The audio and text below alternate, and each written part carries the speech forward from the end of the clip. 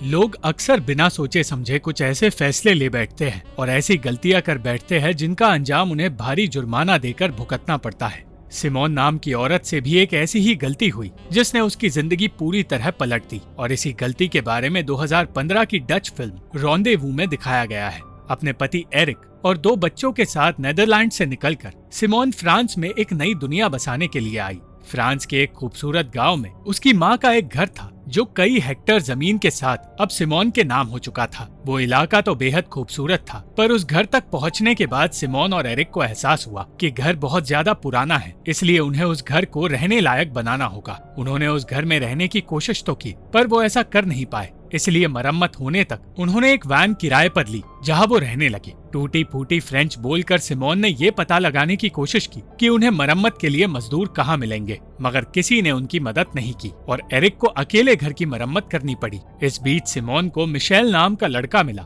जिसने सिमोन की थोड़ी बहुत मदद की, पर जब सिमोन का ध्यान मिशेल से हटा तो उसे पता चला कि उसकी बेटी कहीं नजर नहीं आ रही। उसने उसे ढूंढने की कोशिश की और उसे लगने लगा कि इस अनजान इलाके में किसी ने उसे अगवा कर लिया है, मगर एक अनजान डच आदमी उसे सही सलामत सिमोन के पास ले आया। घर के हालात इतने बिगड़े हुए थे कि ठंड के मौसम में भी उन सबको ठंडे पानी से ही नहाना पड़ रहा था, मगर इस मुश्किल में भी वो सब खुश रहने की कोशिश करते रहे। सिमोन अब भी मजदूरों के फोन नंबर्स ढूंढने की कोशिश कर रही थी, पर कई दिनों तक वो वैन ही उनका घर बना रहा। सिमोन के बच्चों को पास के एक स्कूल में एडमिशन मिल गया और उन्हें स्कूल छोड़ने के बाद सिमोन ने एक औरत को किसी बात को लेकर रोते हुए देखा। धीरे धीरे उसे एहसास हुआ कि इलाके के लोग ज्यादा फ्रेंडली नहीं हैं और उन्हें किसी भी जगह खुलकर खुशी से वक्त बिताने का मौका नहीं मिला। अचानक उनके सामने वही अनजान डच आदमी आया। पीटर नाम का वो आदमी सिमोन की माँ को जानता था और खुद एक कंस्ट्रक्शन वर्कर होने की वजह से वो सिमोन और एरिक की मदद करना चाहता था। उनका घर देखने के बाद पीटर ने सब कुछ प्लान कर लिया और एरिक और सिमोन इस बात की खुशी मनाने लगे। घर का सामान बाहर निकालते हुए सिमोन अपनी माँ की बातें करने लगी और उसे फ्रेंच सीखने का एक जरिया मिल गया। जल्द ही घर की मरम्मत के लिए पीटर के लोग वहां आ पहुंचे और उन मजदूरों में से एक मिशेल नाम का वही लड़का था जो सिमोन को सुपरमार्केट में मिला था। एरिक घर के काम में इतना बिजी होने लगा कि वो सिमोन पर ध्यान नहीं दे पाया और इस बीच सिमोन का ध्यान मिशेल की ओर खिंचा जाने लगा। वो काम करते हुए मिशेल के साथ वक्त बिताने लगी और वो समझ भी नहीं पाई कब वो उसकी तरफ अट्रैक्ट होने लग गई। वो अकेले अपने बच्चों को संभाल रही थी क्योंकि एरिक को काम से फुर्सत ही नहीं मिली और अपनी पुरानी तस्वीरें बच्चों को दिखाते हुए सिमोन ने बताया कि उसकी माँ कभी उसके करीब थी ही नहीं, क्योंकि सिमोन की माँ ने कभी उसे अपने पास रखा ही नहीं था। उस रात सिमोन ने एरिक को बताया कि कुछ बच्चे उनके बेटे को स्कूल में परेशान कर रहे हैं। वो इस बारे में स्कूल के प्रिंसिपल से बात करना चाहती थी, पर एरिक ने कहा कि बच्चों को कुछ दिन लगेंगे स्कूल में घुलने मिलने के लिए, इसलिए उन्हें ज्यादा परेशान होने की जरूरत नहीं। कुछ देर बाद पीटर ने एरिक के पीठ पीछे सिमोन से कहा कि वो जानता है सिमोन अपनी माँ से कुछ सीख नहीं पाई, पर उसे मजदूरों के लिए कम से कम ढंग का खाना बनाना चाहिए। ये बात सिमोन को बहुत चुभी, पर उसने एरिक से कुछ नहीं कहा। एरिक पीटर को अपना दोस्त मानने लगा था, पर सिमोन जानती थी कि पीटर भरोसे लायक नहीं है और उसे सिर्फ एक कॉन्ट्रैक्टर की नजर से देखा जाना चाहिए। पीटर हद से ज्यादा पैसे की डिमांड भी करने लगा था, पर एरिक का कहना था कि वो ये पैसे जरूरत की चीजों के लिए मांग रहा है। सिमोन पीटर और उसके काम से बिल्कुल खुश नहीं थे, पर एरिक ने उसकी बातों पर ध्यान तक नहीं दिया। एक रात अचानक मिशेल के पास वक्त बिताते हुए सिमोन उसके करीब जाने लगी और वो अपने आप को उसके बारे में सोचने से रोक नहीं पाई। उसका ध्यान हर काम और हर इंसान से हटकर सिर्फ मिशेल पर जा रहा था और पीटर को भी ये बात समझ आने लगी। सिमोन के कहने पर एरिक ने वादा किया कि वो अपने परिवार के साथ वक्त बिताएगा, पर एरिक के साथ साथ पीटर भी उनके साथ बाजार चला गया। बाजार में उनके सामने वही औरत आई जिसे सिमोन ने रोते हुए देखा था, पर उस औरत पर सिमोन का ध्यान नहीं गया क्योंकि पीटर बार बार घर के पास कुछ कॉटेजेस बनवाने की बात कर रहा था। उसी वक्त रीटा नाम की उस औरत ने सिमोन से कहा कि उसे पीटर से बचकर रहना होगा।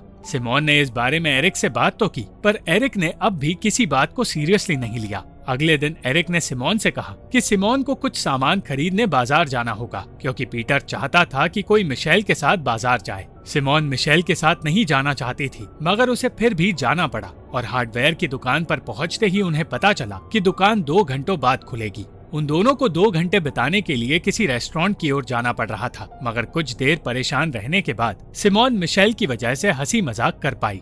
रेस्टोरेंट में पहुंचते ही सिमोन को बेहतर महसूस होने लगा और वो मिशेल की बातों में इतना खो गई कि उसे आसपास क्या हो रहा है इससे कोई फर्क नहीं पड़ा। सिमोन ने उससे अपने दिल की बातें शेयर की और बताया कि वो बस अपने बच्चों को खुश देखना चाहती है। उसी वक्त उन दोनों का अफेयर शुरू हो गया और सिमोन यही सोचने लगी कि वो सही कदम उठा रही है या नहीं। एक दिन सिमोन को पता चला कि एरिक की माँ की तबीयत खराब है और एरिक को नीदरलैंड्स जाना पड़ रहा था। सिमोन भी उसके साथ जाना चाहती थी, पर एरिक का कहना था कि ऐसा मुमकिन नहीं क्योंकि किसी को घर की मरम्मत के लिए मदद करनी पड़ेगी। एरिक के वहाँ से जाने के बाद सिमोन अपनी माँ की कब्र पर गई और अपने बच्चों को अकेले संभालने लगी। उसे अकेलापन महसूस ना हो इसलिए उसने अपनी बहन को वहाँ बुला लिया जो उस घर को और मिशेल को देखकर हैरान हो गई। उस रात मिशेल ने अपने इस अफेयर को आगे बढ़ाने का फैसला किया और सिमोन भी पीछे नहीं हटी।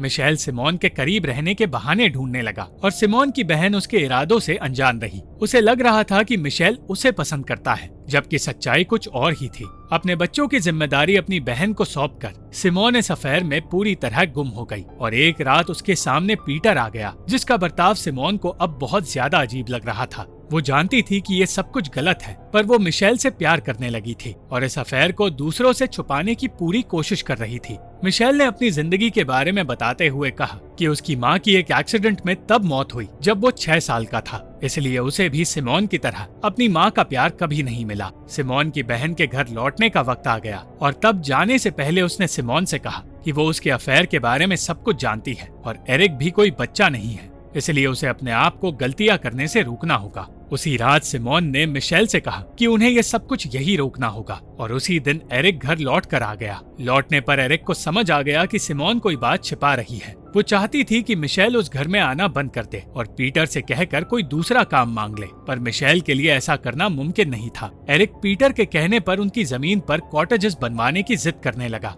और कहने लगा कि उस जगह को वो लोग एक रिसोर्ट बना देंगे जिसकी मदद से वो सब पैसे कमा पाएंगे। सिमोन इसके लिए अब भी तैयार नहीं थी, पर पीटर किसी भी हाल में इस काम को रोकना नहीं चाहता था। एरिक भी समझ नहीं पाया कि सिमोन इस काम में रुकावट बनकर क्यों खड़ी है, जबकि एरिक के लिए पैसे कमाने का ये इकलौता अच्छा मौका है। इसी बात को लेकर उन दोनों के बीच बहस शुरू हो गई। देखते ही देखते झगड़ा इतना बढ़ गया कि उन दोनों ने एक दूसरे को बुरा भला कह दिया। सिमोन रोते हुए उससे माफी मांगने लगी, पर एरिक समझ नहीं पाया कि वो माफी क्यों मांग रही है। मिशेल ने अब उस घर में आना बंद कर दिया और सिमोन को लगा कि सब कुछ ठीक हो रहा है, पर फिर उसे पता चला कि वो प्रेग्नेंट है और डॉक्टर ने भी अबॉर्शन करने से इनकार कर दिया। हालात बदतर बनाने का काम पीटर ने किया, जो अपनी मांगे पूरी करवाना चाहता था। उसने बदतमीजी करते हुए सिमोन को उसके अफेयर के सबूत दिखाए और उसे ब्लैकमेल करने लगा। अब सिमोन उसकी गुलाम बन गई और पीटर ने उसकी मर्जी के खिलाफ कॉटेजेस बनवाना शुरू कर दिया। सिमोन चाह कर भी ये काम रोक नहीं पाई और प्रेगनेंसी की परेशानी भी उसे सताती रही।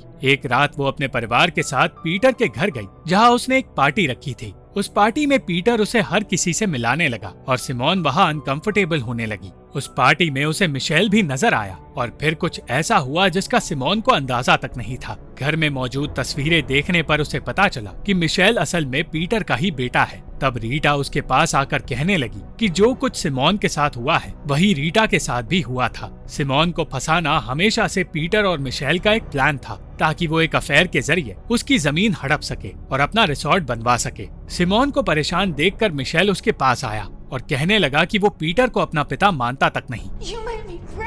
वो सिमोन की प्रेगनेंसी के बारे में जानकर हैरान हो गया और उस रात के बाद वो हर रोज सिमोन से बात करने की कोशिश करने लगा। उसने वॉइसमेल के जरिए सिमोन को समझाया कि जैसा वो सोच रही है वैसा कुछ नहीं है और उसे अबॉर्शन के बारे में नहीं सोचना चाहिए। सिमोन एरिक को सब कुछ बताना चाहती थी, पर पीटर भी सिमोन से मिलने उसके पास आ गया और कहने लगा कि इस गांव में राज जैसी कोई चीज नहीं होती और जल्द ही हर कोई इस अफेयर के बारे में जान जाएगा। जैसे ही सिमोन एरिक को सच बताने वाली थी, पीटर ने कह दिया कि सिमोन प्रेग्नेंट है और उसके पेट में पल रहा बच्चा उसका पोता है। मिशेल भी वहाँ आ पहुँचा और अपना आपा खोकर सिमोन ने पीटर को धकेल दिया, जिसकी वजह से उसी वक्त पीटर की मौत हो गई। मिशेल ने सिमोन की मदद करने का फैसला किया और लाश को खुद ठिकाने लगाने की कोशिश करते हुए उसने एरिक और सिमोन को वहाँ से दूर भेज दिया। पीटर की गाड़ी लेकर वो दोनों उसके बंगले की ओर गए, ताकि ये साबित हो सके कि पीटर की गाड़ी उसके घर से बाहर निकली ही नहीं थी। मगर उन दोनों को पीटर के एक मजदूर एंटोआन ने देख लिया। सिमोन ने मिशेल को एंटोआन के बारे में बता दिया और मिशेल ने सब कुछ संभालने का वादा किया। उसके कहने पर वो दोनों बच्चों के साथ कुछ घंटों के लिए घर से दूर ही रहे